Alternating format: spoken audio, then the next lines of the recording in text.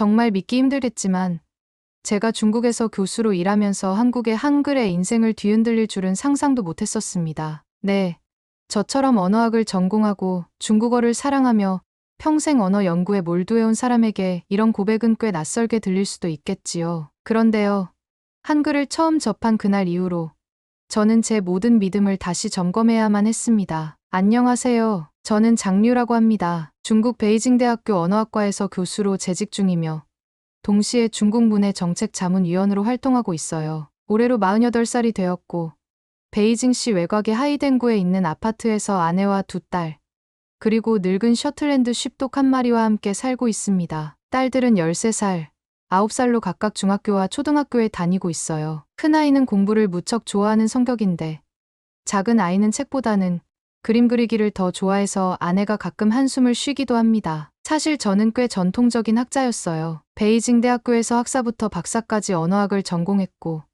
전공은 중국 방언의 구조적 비교입니다. 특히 중국 서부 지역의 소수민족 언어와 한어 간의 문법 구조를 비교하는 연구를 주로 진행해왔어요. 덕분에 티베트 자치구나 윈난성 같은 오지 마을들을 수없이 다녀봤고 그곳에서 살아가는 사람들의 언어 현실을 직접 보고 들으며 언어학의 실용성을 깊이 고민하게 되었습니다. 하지만 늘 마음 한구석에 아쉬움이 있었습니다. 아무리 좋은 정책을 내고 교육 프로그램을 만들어도 문자를 배우는데 걸리는 시간이 너무 길다는 것이 문제였어요. 특히 노년층이나 교육 환경이 열악한 지역의 사람들에게는 글자를 가르치는 것이 그야말로 벽을 뚫는 것처럼 어렵고 힘든 일이었습니다. 심지어 아이들조차도 수년간 공부해야 글자를 제대로 익힐 수 있었고 발음과 문자의 불일치 때문에 좌절하는 경우가 많았지요. 그러던 어느 날이었습니다. 저는 국제언어학회지에서 훈민정음에 대한 기고문을 우연히 읽게 되었습니다. 처음에는 큰 기대 없이 읽었지만 자음과 모음을 결합해 소리를 표현하는 방식,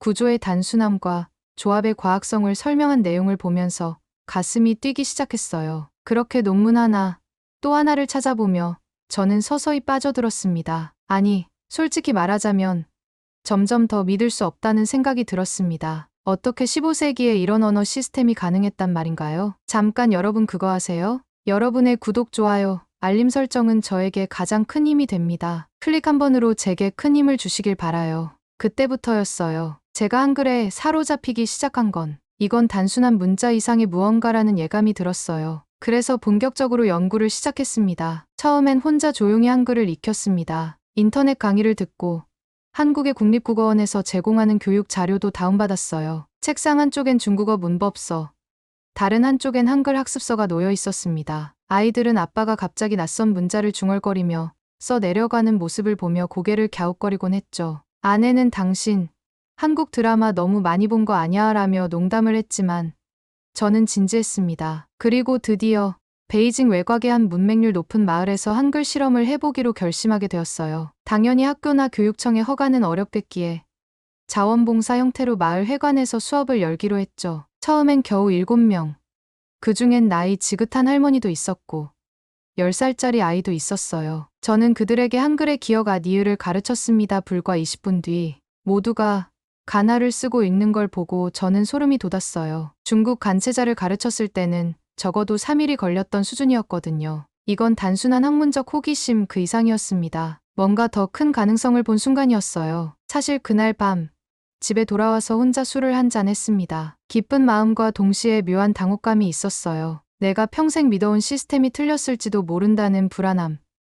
그리고 그동안 왜 이 중요한 사실을 몰랐을까 하는 자책감이 뒤섞였지요. 그날 이후로 저는 매일 한글을 가르쳤습니다. 자발적으로 찾아오는 마을 사람들도 늘었고 일주일 뒤엔 15명이 넘는 수강생이 모였어요. 그들은 한글을 읽고 쓸 수 있게 되었습니다. 그때 깨달았어요. 이건 단순한 언어 문제가 아니구나. 이건 인류가 서로 소통하고 이해하며 배움의 기회를 나눌 수 있는 도구라는 거려. 한글은 저에게 언어학자의 시야를 다시 열어준 존재였고 동시에 한 인간으로서 더 나은 세상을 위한 실마리를 제공해준 희망이었습니다. 하지만 이 모든 여정은 단지 시작에 불과했습니다. 그 뒤로 저는 상상도 못할 벽에 부딪히게 됩니다. 제가 한글을 도입하자고 주장하자 사람들은 어떻게 반응했을까요? 한글을 도입해 문맹률을 낮출 수 있다는 가능성을 체감한 뒤 저는 그저 학자로서 관찰하는 입장에서 벗어나 본격적으로 움직이기 시작했습니다. 더 이상은 실험 수준에 머물 수 없었어요. 한글은 확실히 효과가 있었고, 단지 몇 사람에게 가르쳐 보는 것으로는 그 진가를 증명할 수 없다는 생각이 들었습니다. 그래서 저는 본격적으로 한글을 활용한 문해 교육 프로젝트를 기획하게 되었습니다. 제 첫 번째 계획은 좀 더 큰 마을, 좀 더 다양한 계층이 사는 지역에서 실험을 확대하는 것이었습니다. 베이징에서 기차로 3시간가량 떨어진 허베이성의 한 시골 마을이 대상지로 떠올랐어요. 이 마을은 제가 과거 방언 연구차 다녀왔던 곳으로 교육 인프라가 열악하고 노인 인구 비율이 높은 지역이었습니다. 마을 이장은 과거에 인연이 있었던 분이라 제가 다시 방문하자 반갑게 맞아주셨어요. 저는 그분께 조심스레 부탁을 드렸습니다. 이번엔 중국어가 아니라 한글을 가르쳐보고 싶습니다. 처음엔 고개를 갸웃거리시더니 제 진지한 설명을 들으시곤 당신이 그렇게 말한다면 한번 해보지요라며 허락해 주셨습니다. 그렇게 해서 마을 회관에서 열흘 동안의 한글 체험 수업이 시작됐어요. 수강생은 16명이었고 연령대는 8세부터 67세까지 다양했습니다. 이 중에는 어릴 적 학교를 다니지 못했던 할머니도 계셨고 겨우 한두 글자만 쓸 줄 아는 농부도 있었습니다. 첫날 수업에서는 이응과 아를 배우며 아를 읽고 써보는 것으로 시작했습니다. 대부분의 수강생들은 낯선 기호처럼 보이는 한글에 처음엔 당황했지만 곧 자음과 모음의 규칙성을 이해하자 환하게 웃기 시작했어요. 둘째 날에는 미음, 이를 더해 미, 마, 이 등의 단어를 읽고 조합해보게 했고 셋째 날부터는 간단한 문장 읽기도 가능해졌습니다. 저는 그들의 반응에서 진심 어린 감동을 느꼈습니다. 특히 할머니 한 분이 수업이 끝난 후 다가와 제 손을 꼭 잡으며 하셨던 말이 아직도 생생합니다. 내 평생 글을 써본 적이 없었는데 이제 내 손으로 이름을 쓸 수 있게 되었어요. 그 말에 가슴이 뭉클해졌고 저는 그날 집에 돌아오는 기차 안에서 눈물을 훔쳐야 했습니다. 그 프로젝트를 끝내고 나니 저는 확신이 들었습니다. 이건 그냥 흥미로운 실험이 아니라 진짜 해결책이 될 수 있다는 확신이었어요. 그래서 이번에는 정부에 제안을 하기로 마음먹었습니다. 그동안 제가 연구한 자료, 문해 교육 현장의 기록 영상, 참가자들의 변화된 모습을 모은 리포트를 정리해 교육부에 제출했습니다. 며칠 뒤 회신이 왔습니다. 담당자의 말투는 굉장히 조심스러웠지만 요지는 분명했어요. 좋은 시도라고는 생각하지만 외국 문자를 공식적으로 교육 체계에 포함시키는 건 현실적으로 어렵습니다. 정중한 거절이었습니다. 그리고 곧 여러 동료들로부터 예상치 못한 반응들이 쏟아졌어요. 장 교수, 당신 중국인이야. 왜 한국 문자를 이렇게 밀어붙이려는 거요? 그건 그 나라 사정이고 우리와는 맞지 않아요. 민족적 정체성을 해치는 일이 될 수도 있어요. 조심하세요. 그 말들이 가슴에 비수처럼 꽂혔습니다. 저는 그동안 단 한 번도 민족적 자존심을 부정하려는 생각을 한 적이 없었습니다. 단지 더 나은 방법을 찾고자 했을 뿐이었어요. 문자는 도구입니다. 사람들의 삶을 개선하고 지식을 나누는데 도움이 된다면 그것이 어디에서 왔건 중요한 건 아니라고 생각했어요. 이런 반발 속에서도 저는 포기하지 않았습니다. 다음으로 택한 곳은 바로 제 가족이었습니다. 저희 집에는 2딸이 있다고 앞서 말씀드렸죠. 그 아이들에게 직접 한글을 가르쳐 보기로 했습니다. 물론 학교에서도 영어와 중국어 외에 다른 언어를 배우는 걸 좋아하진 않았지만 저는 일종의 놀이처럼 접근했어요. 자음 퍼즐을 만들어 함께 조립하고 일상 속 단어를 찾아 읽는 놀이를 매일 30분씩 해봤습니다. 결과는 또 한 번의 놀라움이었습니다. 큰딸은 이미 중국어를 자유자재로 다루는 상태라 한글의 구조를 빠르게 이해했고 작은딸은 처음에는 장난으로 받아들였지만 며칠 뒤엔 저보다 먼저 학교, 엄마, 강아지 같은 단어를 적기 시작했어요. 아내는 결국 저에게 정말 이게 그렇게 과학적인 글자였던 거야? 라고 묻기 시작했고 딸들은 친구들에게 한글을 자랑하며 비밀 문자를 아는 것처럼 신나했습니다. 그 경험을 통해 저는 확신을 넘어선 신념을 가지게 되었습니다. 이건 더 이상 이론이 아니라 삶 속에서 확인된 진실이었습니다. 교육의 본질은 누구나 쉽게 배울 수 있어야 한다는 데 있고 그 기준에서 본다면 한글은 너무나 완벽한 시스템이었어요. 빠르게 변하는 AI 시대, 언어의 디지털화가 더더욱 중요해지는 지금 누구보다 정확하게 소리를 표현하고 입력 속도까지 빠른 한글이야말로 새로운 시대를 이끌 열쇠라는 생각이 들었습니다. 이제 남은 건 이 이야기를 더 많은 사람들에게 알리는 일이었습니다. 그 길은 쉽지 않았지만 저는 준비가 되어 있었습니다. 그리고 곧 제가 한글을 향한 믿음을 시험할 진짜 사건이 찾아오게 되었습니다. 저는 어느 순간부터 한글을 단순한 문자 이상의 존재로 바라보게 되었습니다. 언어가 가진 본질적인 기능, 즉 소통과 이해, 학습과 사고의 연결고리를 가장 효율적으로 풀어내는 도구가 바로 한글이라는 생각이 점점 강해졌습니다. 그런데 제가 그렇게 열정적으로 한글을 연구하고 교육 실험을 확장하던 시점, 예상치 못한 강한 반발에 부딪히게 되었어요. 한글 체험 수업을 추진하던 초등학교에서 갑작스럽게 교육청의 중지 명령이 떨어졌고, 그 이유는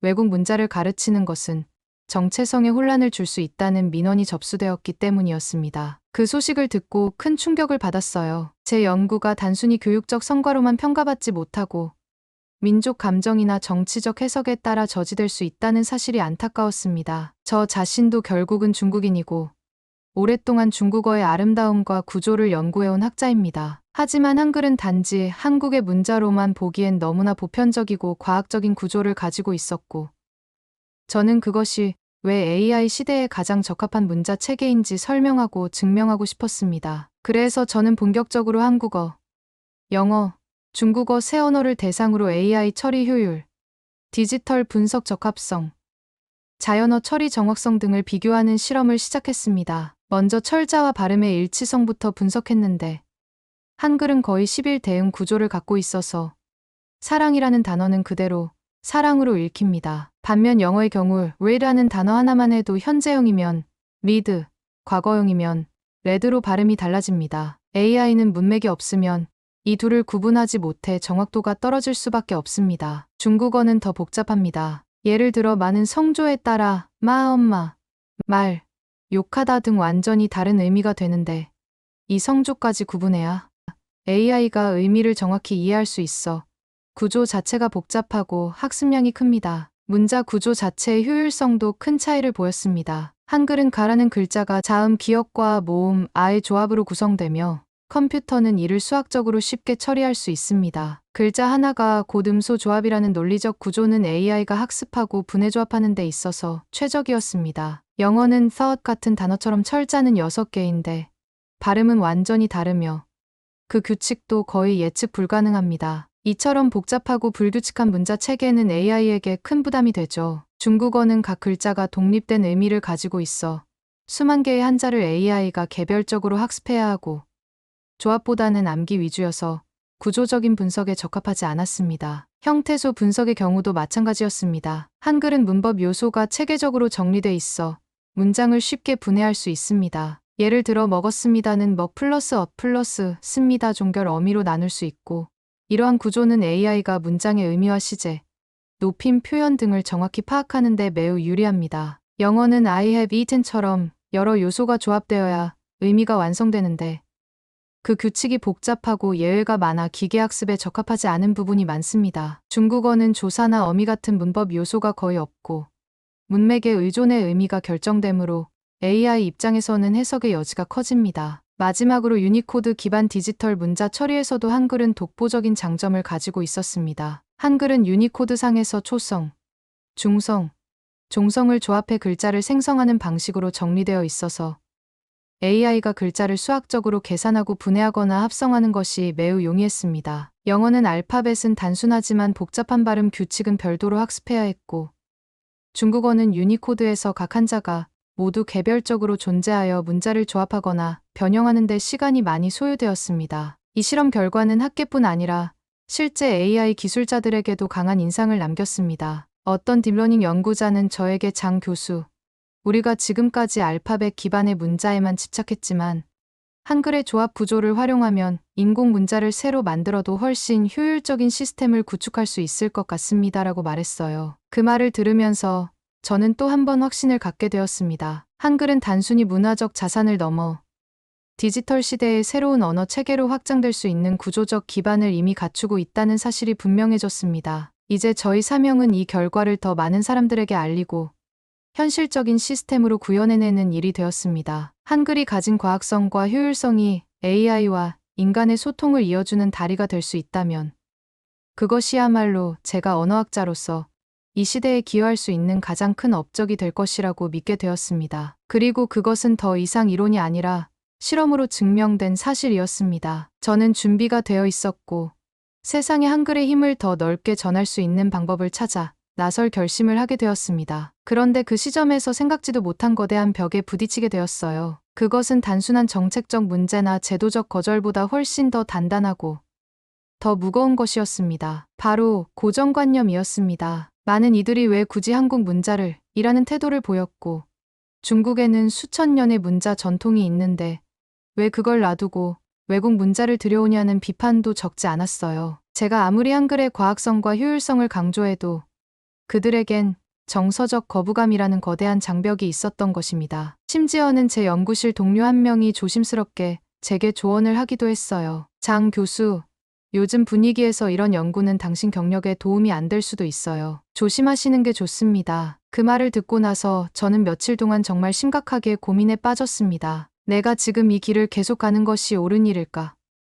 혹시 내 열정이 현실을 무시한 맹신은 아닐까? 하지만 그런 생각을 무너뜨린 사건이 곧 찾아왔습니다. 저는 우연히 한 다큐멘터리를 보게 되었어요. 한국에서 자폐 아동을 대상으로 한 한글 교육 실험에 관한 내용이었는데, DTI 뇌 영상 기술을 통해 한글 학습이 아이들의 뇌 구조를 바꾼다는 내용을 담고 있었습니다. 실험에 참가한 자폐 아동 중 일부는 처음으로 엄마라는 단어를 말했고, 몇몇 아이들은 문장을 이해하고 감정을 표현할 수 있게 되었다는 보고였습니다. 그 장면을 보고 저는 충격을 받았습니다. 그건 단순한 문해 교육이 아니었어요. 그것은 언어의 기적이었어요. 그리고 그 기적의 중심에는 한글이 있었습니다. 그날 밤 저는 잠을 이루지 못하고 밤새 그 자료를 분석하고 정리했어요. 그리고 다음날 아침 베이징 대학교 언어학부의 연구 포럼에서 저는 이 실험 결과를 발표했습니다. 생각보다 반응은 뜨거웠습니다. 몇몇 교수들은 관심을 보였고, 한글을 기반으로 한 인지 발달 연구라는 키워드가 떠오르기 시작했어요. 그때부터 저는 기존의 문해 교육 실험뿐 아니라 한글이 뇌 발달, 언어 처리 속도, 감정 표현 등 인간 인지 능력에 미치는 영향까지 연구 범위를 넓히기로 했습니다. 하지만 여기서 또 한 번 위기가 찾아왔습니다. 어느 날 허베이성의 한 초등학교에서 한글 체험 수업을 계획했는데 갑작스럽게 교육청으로부터 중지 명령이 내려졌습니다. 민원 때문이라는 설명이었어요. 우리 아이가 왜 한국 문자를 배워야 하냐는 항의가 들어왔다는 것이었습니다. 수업을 준비하던 교사와 아이들 모두 당황했고, 저 역시 큰 충격을 받았습니다. 그날 밤, 저는 다시 혼란에 빠졌습니다. 이건 단지 교육이 아니라 정치와 민족 정체성의 문제로 확대될 수 있겠구나라는 생각에 한동안 아무것도 손에 잡히지 않았어요. 아내에게 이 이야기를 털어놓자 그녀는 제 손을 꼭 잡아주며 이렇게 말했어요. 여보, 당신이 보여준 것들 나도 다 봤어요. 그 아이들이 글자를 처음 읽고 기뻐하던 모습, 우리 아이들이 한글을 놀이처럼 받아들였던 거.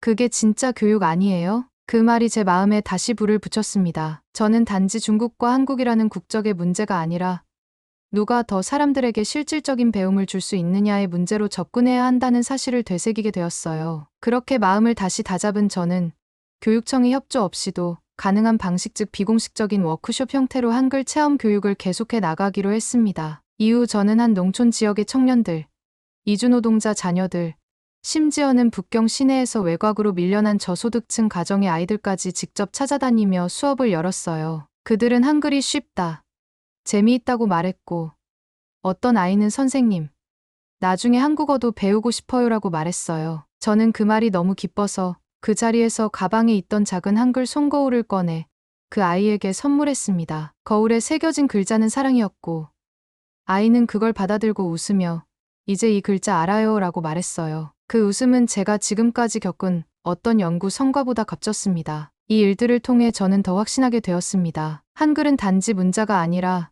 사람의 가능성을 열어주는 열쇠라는 것을요. AI 시대, 양자 컴퓨터 시대가 오더라도 결국 인간의 기본은 이해와 표현에서 시작된다는 그 진리를 저는 그들의 눈빛에서 봤습니다. 하지만 아직 끝이 아니었습니다. 진정한 도전은 이제부터였습니다. 이 경험들을 정리해서 전 세계에 한글의 가치를 알릴 수 있는 무언가를 해야 한다는 사명감이 제 안에 커져만 갔어요. 그리고 드디어 저는 한글의 힘을 알리는 국제학술대회에서 발표할 기회를 얻게 됩니다. 그 발표 이후 저에게 쏟아지는 관심은 상상 이상이었습니다. 전 세계 연구자들이 한글의 구조와 효율성에 감탄했고, 여러 AI 기업이 협업을 제안해왔어요. 특히 유럽의 한 스타트업은 한글의 입력 체계를 본떠 자국 언어용 스마트 키보드를 개발할 수 있겠냐는 제안을 하기도 했습니다. 저는 무척 놀랐습니다. 이게 정말 가능성이 있다는 이야기였거든요. 한글이 한국의 문자를 넘어서 미래의 문자로 인식되기 시작한 순간이었어요. 하지만 현실은 그렇게 녹록하지 않았습니다. 중국으로 돌아가자마자 저는 정면으로 반발 여론과 마주해야 했어요. 일부 언론에서는 한글 도입 주장?